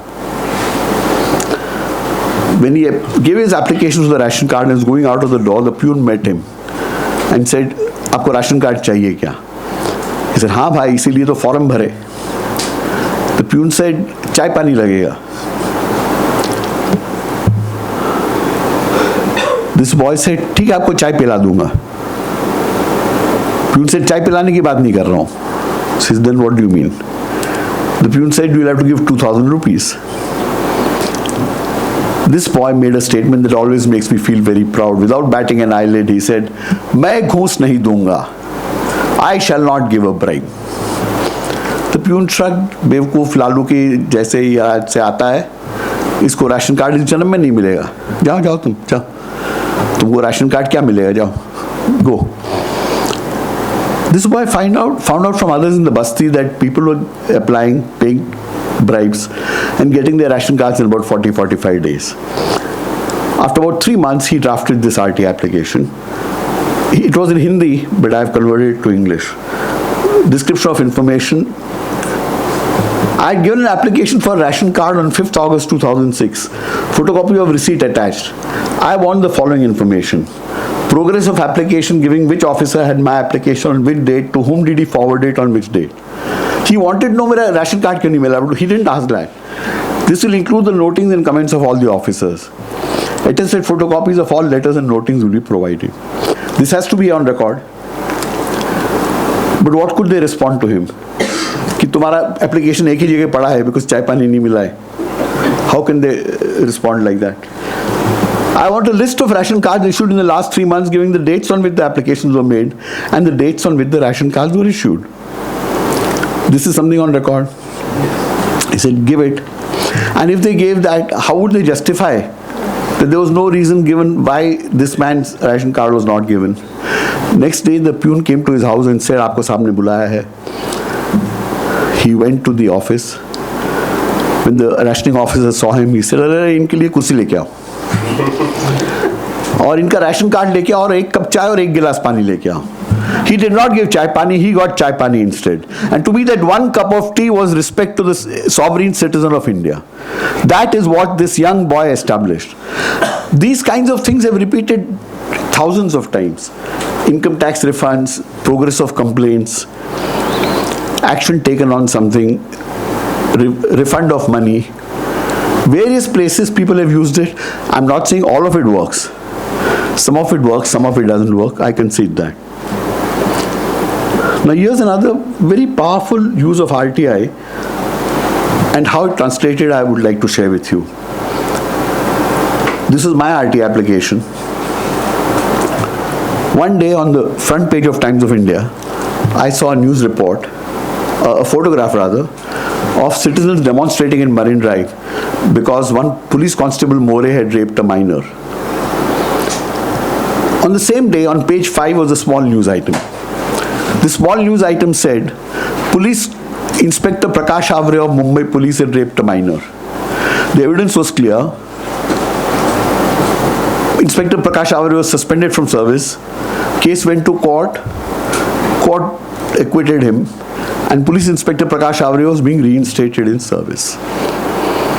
When we read things like that, we feel angry. I said, what can I do? Let me file my RTI application, which is what I did. Description of information required. According to a news report in the Times of India dated so-and-so, Prakash Avare was accused of raping a minor in September 2005. He was acquitted by the Sessions Court in February and has been reinstated in service. I want a photocopy of the order reinstating him together with the filed notings based on which the decisions were taken. The PIO refused. I filed a first appeal, which is what I'm showing you, the first appeal. The grounds for appeal, facts of the case. I had asked for information regarding the reinstatement of Inspector Prakash Avare as per the attached application. PIO first sent me a letter stating that the information will be provided by Bhaikala Police Station. PIO Bhaikala replied by letter of 16/5/2006 that the information could not be provided as it was exempt under section 81H, which exempts information which would impede the process of investigation or apprehension or prosecution of offenders. Grounds for appeal. The PI has not shown how providing the information could impede any investigation. In fact, no investigation is being held since Prakash Avare has been reinstated. The rejection is without any basis in law. When I went for the hearing, normally for a hearing they call you, they give you an opportunity. You don't have to go. But if you can go, it's useful to explain. There was a very good Deputy Commissioner of Police. He said, Mr. Gandhi, what could... At that time I was not a commissioner, I was just a normal citizen in 2006. He said, sir, what can we do? You know, the court has released him. I said, no, all I am pointing out is, let us see who reinstated him, what are the reasons stated on records. Citizens will know. There are two possibilities, sir. A, either Prakash Avare is guilty of this crime, and if he is guilty, releasing him and reinstating him is doing great disservice to the police and the people of Mumbai. On the other hand, if he is innocent, then somebody framed him. ये ऐसे कैसे हो गया, वो गुनाह हो गया, कुछ हो गया, किसी ने कुछ किया नहीं. Nobody killed Jessica Lal, ये अपना standard है. He saw the point. He said, let me see, Mr. Gandhi, what I can do. In 20 days, I got a letter from the police saying, Police Inspector Prakash Avare was dismissed from service. That is the power of right to information that one citizen sitting in your own house can exercise. You can sit in your own house and you can do that. Just one citizen. You don't need a mass of people. You don't need anything. Will it happen every time? The answer is no. It won't happen every time. But it happens in a few times. Dream I'd like to share with you is if 30 lakh Indian citizens, Badshahs and Begums of this nation, take a vow to file an RTI application once a month, every month. A survey of mine shows that almost all Indian citizens crib for about 4 hours every month about what is wrong. Police ऐसा करता है, इधर रास्ते पे ऐसा है, पानी भर जाता है, हवा ऐसा है, पेड़ काटता है, कोई ऐसा करता है, वैसा करता है, इधर गंदा करता है. Can that cribbing change anything? Well, why do we crib? Maybe it's good for our mental and physical health. अच्छा exercise है, cribbing करना, थोड़ा आलोचना करना. अरे ऐसा बराबर नहीं है, मिनिस्टर ऐसा है, फडणवीस ऐसा है. My suggestion is, half an hour out of that, file one RTI application. उसी में से आधा घंटा निकालिए और कोई काम में से आधा घंटा निकालिए. वो क्रिप टाइम से आधा घंटा निकालिए to file an RTI application about something that you feel important. Pursue it. और कुछ मत कीजिए. वो क्या होता है उसकी फिक्र मत कीजिए. कुछ लोग कहते हैं मुझे नहीं मिस्टर गांधी हमने ऐसा किया 2 साल 3 साल किया, कुछ नहीं होता है. इंडिया में कुछ होने वाला ही नहीं है. इंडिया में कुछ हो ही नहीं सकता है. जुडिशरी बदलना चाहिए, चीफ मिनिस्टर बदलना चाहिए, प्राइम मिनिस्टर बदलना चाहिए, फलाना होना चाहिए, पुलिस ऐसा होना चाहिए. ज्ञान सबको है. उनको मैं ये कहता हूँ कि हमारे में से कई लोग मंदिर, मस्जिद, गिरजाघर में, गुरुद्वारा में, अग्यारी में, देरासर में हफ्ते में एक बार, रोज एक जाते हैं. कुछ लोग महीने में एक बार जाते हैं, कुछ लोग साल में एक बार जाते हैं. When we go there and come out, do we have an extra 100 rupee note in our wallet?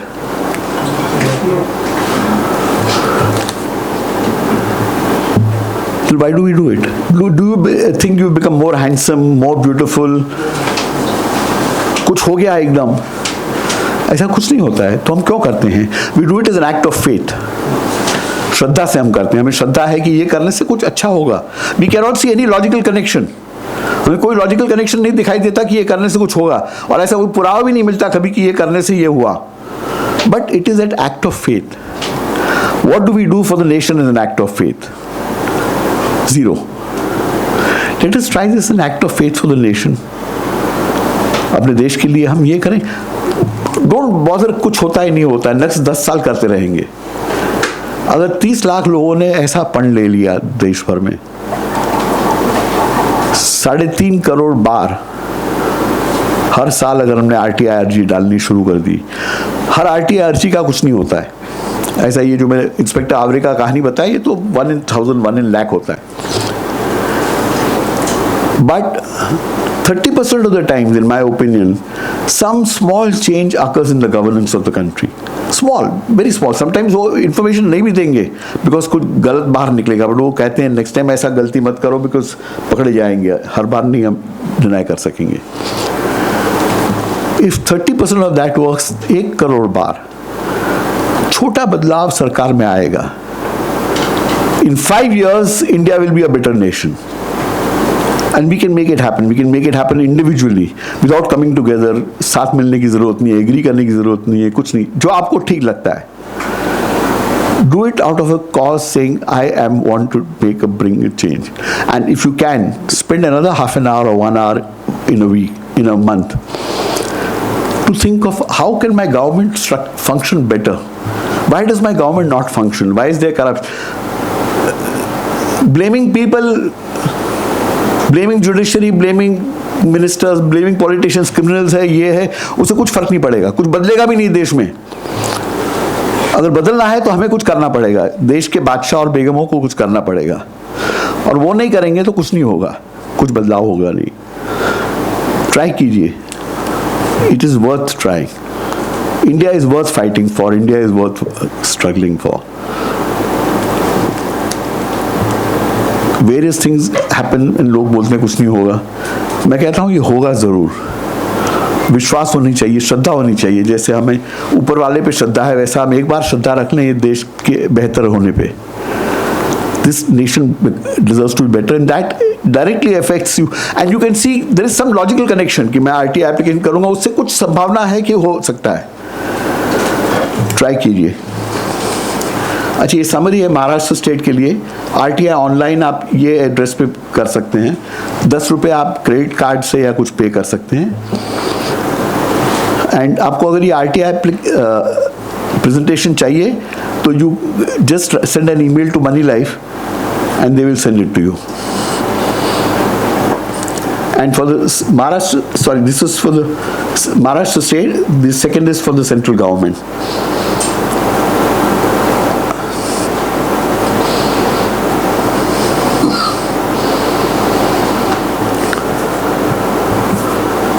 Now, RTI amendment की जो बात है, you may have heard about an RTI amendment. It's unfortunate. There was no reason to amend the law.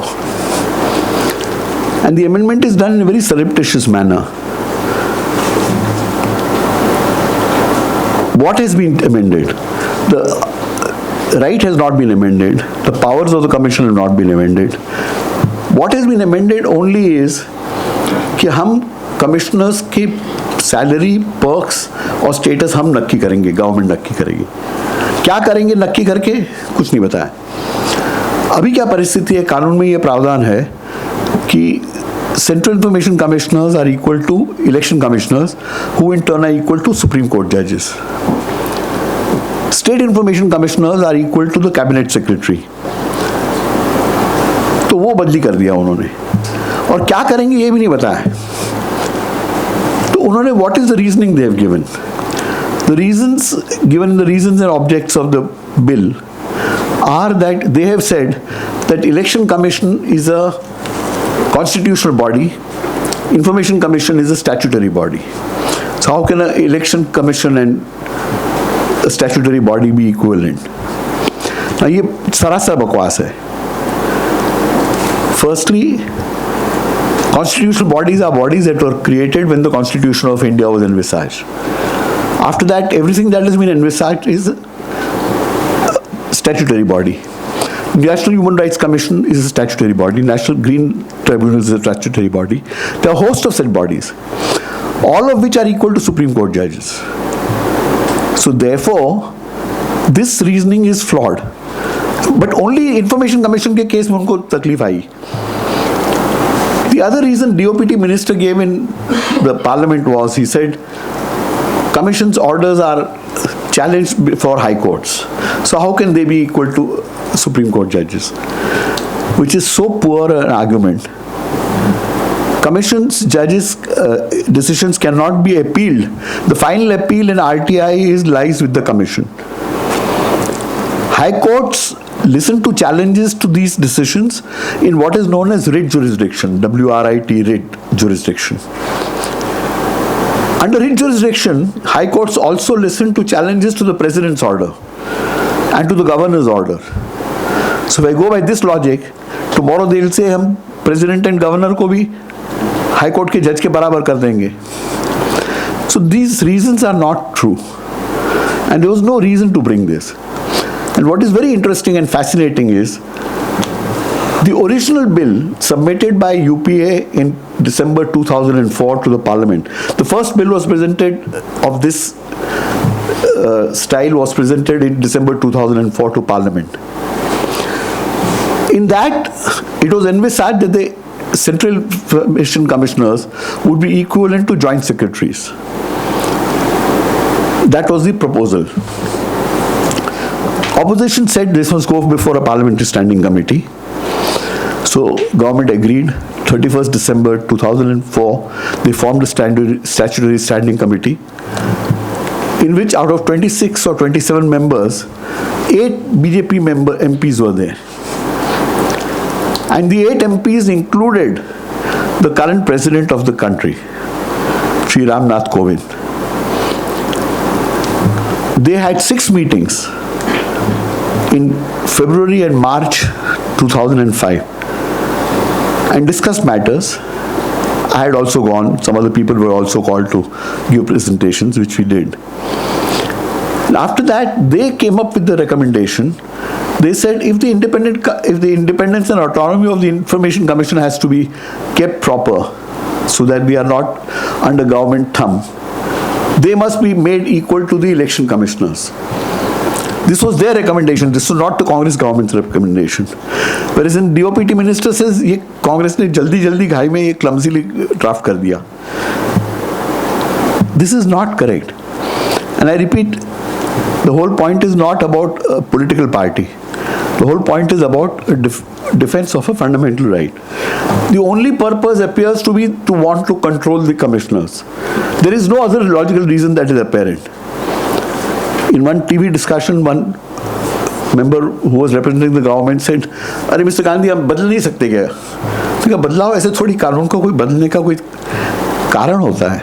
आप कारण सच्चा नहीं बता रहे, नहीं हमको बदलाव लाना है, ये तो कोई कारण नहीं होता है. Therefore, it is necessary that we oppose any changes to our fundamental rights. कुछ लोग कहते हैं अब सरकार ने कानून बना दिया, now it's a law. What can we do? To which my argument is, 1857 we lost the War of Independence. अगर हमारे जैसे लोग सोचते उस टाइम तो कहते हम तो ये तो वॉर ऑफ इंडिपेंडेंस हार गए, तो फॉरेन कंट्री, ये तो बंदूक से लेके हमको मार सकते हैं. हम क्या कर सकते हैं? कुछ नहीं कर सकते. For 90 years we struggled and we threw out a foreign government. This is my government.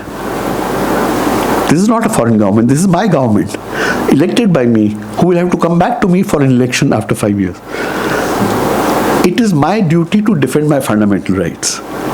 And my fundamental rights, if I don't defend, people are not understanding and realizing the fact that right to information is actually more important than the right to publish. Very senior people are making this mistake. नहीं, right to information बेकार citizen क्या अरे citizen is the centre of democracy. लोकशाही का centre है citizen. उसको छोड़ के लोकशाही बनती नहीं है. अच्छा ठीक है, अभी I think we are running short of time. Now I will take up any questions that you have. Sir, I was a part-time employee in a government college, Sinnam College of Commerce and Economics, and I retired in 2007. At that time, Fifth Pay Commission was made applicable to the government employees. But till today, I have not been able to get my arrears, which may run into 2 to 2.5 lakh rupees. So what should I do now? I have written the letter twice to them that please pay my arrears for about 11 months. When did you write the last letter? 2012. Okay, my suggestion is write it. Do you have acknowledgement that you had written this? Yeah, that is there. Try. I'm not saying this is a sure thing. Yeah. Try two things. A, file an RTI application asking I had to send this. What is the progress? What notings have been made? Two, file a fresh, because 99% the 2012 milega hi nahi. My suggestion would be file another request saying I need to be paid, giving the logic. Get an acknowledgement of that or send it by speed post if you like. Keep the tracking report. And then after about a month, file the RT application. Like my young boy from Bihar. Yeah. इसका क्या progress हुआ, मैंने ये भेजा है, इसका क्या किया. And see, there is also another powerful act in Maharashtra called Act 21 of 2006. But that is not being implemented really by the government. But try this. Sir, one thing, is it okay for me to ask them that who is responsible for enforcement of or implementation of the government resolution, which is already there? Is it okay to ask them? In my opinion, it is okay, but they will not respond to you. They will say that this is a question you are asking, which is wrong. But I think instead of getting into that, you stick to this for the moment. I was little confused. थोड़ा इसमें आप expertise लीजिए, then get into the other technical. Yeah, I'll start the process. Thank you, sir. Sir, one second to the question. नमस्कार sir. मुझे कहना है कि जब पास में रखिए कि जब उसका पनिशमेंट या उसको पेनल्टी डिसाइड करते हैं कमिश्नर, वो जो कंप्लेंटेंट है उसको थ्रू गवर्नमेंट मिलता है या डायरेक्ट को पीआईओ ने देना? पेनल्टी का अमाउंट कंप्लेंट को नहीं मिलता है, एप्लीकेंट को नहीं मिलता है, वो गवर्नमेंट ट्रेजरी में जाता है. पीआईओ जो पैसा भरता है पेनल्टी का, sometimes commission can also order compensation to be paid. Compensation is paid to the applicant by the public authority. There are two different things. Penalty is not paid to the applicant. और second है कि सब appeal, first appeal में जाते हैं तो orders immediate पास नहीं करते हैं, तो ऑर्डर मिलती नहीं है उनको देने के लिए. Look at the process. If in 45 days you do not get a response, you are saying you don't get an order in 45 days. Yes. File a second appeal. नहीं, when I have called for appeal, I have heard, my appeal is heard, but order is not passed instantly. Again I am repeating, from the date of the first appeal receipt, within 45 days, forget when the hearing was held. Yes. Within 45 days, if you do not get an order, file a second appeal. Thank you, sir. Person is convicted under section 138(1). He is convicted, this NBW, non-bailable warrant was issued twice, but a year is passed and no police station is taking any action. So is it time bar application, asking the process and all these things? No, say you are saying a non-bailable warrant was issued. Yeah. So ask for the who 1 year is passed, no? So just listen, attach a copy of that if you have to the PIO of that police station, say what action has been taken on this. That's all. But there is no time bar, RTI will not be time bar, no? RTI is regarding information. Information has to be given if it exists. If information of 1,000 years back exists, it has to be given. But RTI does not specify कितने साल का information रखने का. So that they may be having some, I don't know what they have for this kind of record. They have their riders. The time is passed and we cannot, we do not have record. आप पूछिए तो सही. Okay. So the concerned police station. हाँ, PIO. Concerned police station, PIO. We are live streaming this session, and there are a couple of questions online also that we've received. One question is from Mr. Sandeep Sadanandan. His question is there any clause under RTI Act which insists to publish mode of RTI fee payment in official website if after making sudden change by board autonomous body in their mode of fee payment? Please give me an answer. See, the rules can be made not by the board, but the rules can be made by state government or high courts or speaker or assemblies. So he must look at which I don't know which state he is from. So whichever state he is, he must take a look at the rules of the state and figure out the fees. And based on that, the fees should be charged by the board. There's another question that is, many PIOs tend to transfer RTIs filed to them. What will happen to the time period of the appeal? How many times can they do so? Now, this is not defined in the law, but logically only once should it be transferred. At worst, twice. More than 2 transfers means they are playing a game of merry-go-round. And a complaint should be filed with the commission in case of more than 2 transfers, independent of the RTI application, which can follow its own, saying that the whole concept is, how is a citizen expected to know? Quite often people say, "Tu udhar jaake karo." How will I know if the government servant cannot figure out where the information is likely to be? There's a question from Mr. DeMello. Kindly dwell on section 2J1 and 2J2 and how to file RTI applications under the same. 2J? 2J1 and 2J2.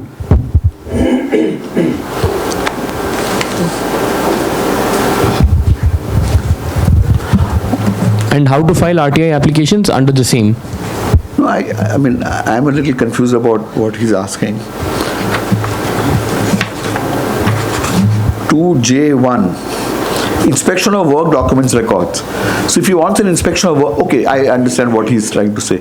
He's saying, how do I ask for an inspection of work? Yeah, I think, yeah. Make an RTI application saying, I want information sought, I want to inspect so-and-so things. 1, 2 is specific information. 3 is taking certified, I want a sample of so-and-so material. So it's the same format. Okay, they just have to mention which particular thing they want. That's right. Yep. And just in case the PIO is not aware of this, say that under section 2J so-and-so, this is part of my right to information. Incidentally, there is a book here which is available. In case any of you wanted, you can collect it from the counter.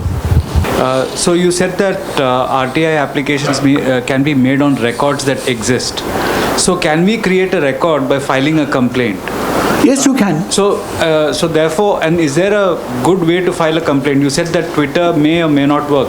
Is getting it stamped at the office a better way to complain than? I think Twitter. I'm unfamiliar with this, but I do use Twitter, but I'm unfamiliar with how it will work in the official system. But either getting it stamped or sending it by speed post, and what I do normally when I want to send official communication, I send it by speed post and take a tracking report. That's also good enough, either one of these. Online complaint at the DHC website also work? Online complaint on the SAP portal. They usually give a complaint number to. I'm not sure. You'll have to try that. Working properly in BMC. They are not given a proper answer on that particular website. I see. Hello sir, I want to ask one question regarding amendment. Sir, I know that the current sir, my simple question is whether this amendment can be challenged in court of law. If it can be challenged, on which ground? Sir, if we go by Article 19, we can understand that they are giving information, they are not denying the information. So basically sir, ये समझ नहीं आ रहा government कुछ तो भी गलत कर रही है, लेकिन कौन से फंडामेंटल राइट को वायलेट कर ये गलत कर रही है? मैंने एक भी बार ऐसा नहीं कहा कि फंडामेंटल राइट को डायरेक्टली वायलेट कर रही है. मैंने कहा उसके कंट्रोल करने की कोशिश कर रही है, ये एक्ट को असर कर रही है. इनडायरेक्टली तो वही होने वाला है. हाँ, इनडायरेक्टली वही हो रहा है, बट मेरा अभिप्राय ये है, बहुत सारे RTI में कहते हैं कि हाँ सुप्रीम कोर्ट इसको ठीक करेगा. मेरे हिसाब से supreme court is a wrong forum for this. In my opinion, Parliament has the right to pass this. But it is impacting my fundamental right, and they are trying to control my fundamental right. And once they've opened this, they may alter other things also in the law. Therefore, we need to oppose this. That is my view. I personally would be uncomfortable going to a court and trying to get a decision on this. But there are counter views. I mean, so इसमें काफी अलग राय हैं. Good evening, sir. As you told that Section 4 is the heart of the RTI, and as per the law, all the government offices have to compulsorily provide the information, and most of the RTI applications are made to actually seek the information which they actually have to provide. But most of the these offices, they are not abiding by the Section 4, and there is no penalty or there is no time limit given in the law to abide by the Section 4. So what in your opinion is the remedy to such situation? Okay, I had that as part of my presentation since I was running out of time, but okay, I deal with this. Complaint, there is a very powerful tool available under RTI which I had activated when I was a commissioner, and I've used it even as a citizen subsequently. A complaint under Section 18(1)(f) of the RTI Act. 18(1) says, subject to the provisions of this act, it shall be you can read, na? Yeah. It shall be the duty of the Central Commission or State Commission to receive and inquire into a complaint from any person. F. In respect of any other matter relating to requesting or obtaining access to records under this act. So the technique I developed was, get a citizen to file a complaint under Section 18(1)(f), saying, I'm giving an example. There are many welfare schemes of various governments and municipal bodies. However, it has often been found that the awareness about these eligibility criteria on how to avail of these is not available. Send a complaint to the Commission. I am requesting the Commission to consider issuing a directive to all government institutions of local self-governance to give details of their welfare schemes in the attached formats. It would be very useful if the status of applications is made available. This complaint is being made under Section 18(1)(f) of the Act, and I request the Commission to issue appropriate orders. Now, I had given over 100 such orders when I was in Delhi. This is one of the orders. Food Supplies and Consumer Affairs Department. I actually would tell a citizen, you file a complaint and I'll take action. The PR is directed to ensure the following information is uploaded on the website on a daily basis from January 17, 2010. List of BPL, APL and Annapurna ration card holders. List of applications submitted for renewal of ration cards with the dates when the applications were submitted. Reasons for rejection of ration card applications and the dates when they were rejected. I don't know. Yeah, now this was actually done on the website. Similarly, I've just got one or two examples. Department of Social Welfare. Following information needs to be put on the website before 15 February 2010. Eligibility criteria for all welfare schemes like old age pension, widow pension, unemployment allowance and widow's daughter. Name, address, age of all beneficiaries and the date from which the entitlement is given. Date when the application is rejected and the reasons for rejection of the application. Money spent last year and the amount allocated for the current fiscal year. They again, think of it logically. What information would benefit people? The steps need to be taken are A. Filing a complaint under 18(1)(f) to the Commission. Most commissioners, even if good commissioner must, of course, he will willingly do this. Even a reasonably bad commissioner will find it foolish to deny such a complaint. अच्छा लगता है. In fact, an average commissioner feels nice. अरे मैंने अच्छा order दिया ऐसा. Media भी report कर देती है. The bigger challenge is then to follow up. If citizen groups start following this up, saying ये order तो मिल गया, अब ये होता है कि नहीं. When I was a commissioner, I was following myself. But I found after I left, most of these again fell by the wayside. Citizen groups need to be active on that. The Badshahs and Begums need to act. And I'd be happy to send you, there are over 100 orders like this that I had issued. And at least 60, 70 or more were implemented. So you get at least appropriate things published. Ideally, the whole system should go paperless. And the way I visualize it, every evening, whatever work is done in our office goes on the website. That would be the best transparency we can get. And I'm confident that at least 30 to 40% of India's corruption would go down at one stroke. And we can dispense with all our vigilance commissions and lokpals and all these. So we'll just take one last question and then we are wrapping it up after that. Sir, good evening, sir. In your one of your lectures, you had stated that even judiciary is attempting to dilute the RTI Act. So just please, can you elaborate on that? I did not understand how is judiciary diluting the RTI Act? On 81J itself, diluting, that would be, they are weakening the law. It's similar, but there's slight difference in words. 81J, to give one example, and I have analyzed 16 Supreme Court judgments on RTI, the first 16 judgments I had analyzed. In that, out of the 16 judgments, only 2 judgments were pro-transparency.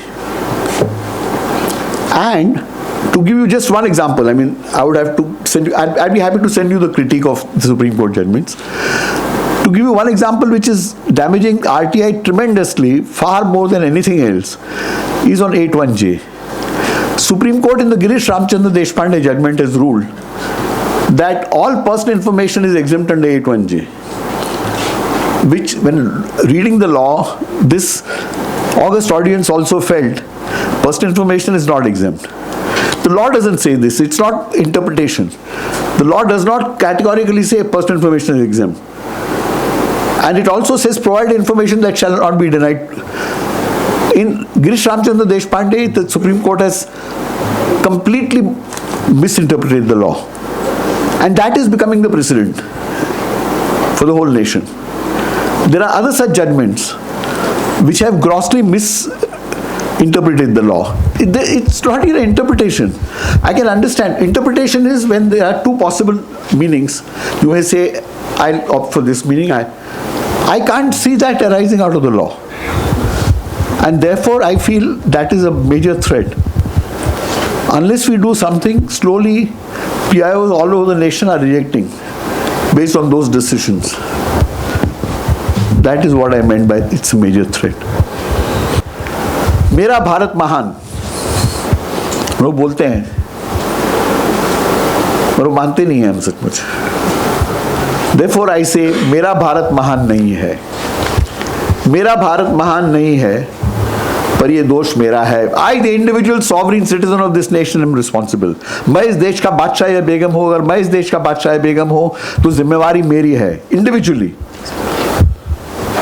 हर एक अगर वो feel करें यहाँ से बाहर जाते, RTI use कीजिए और भी तरह से यूज़ कीजिए.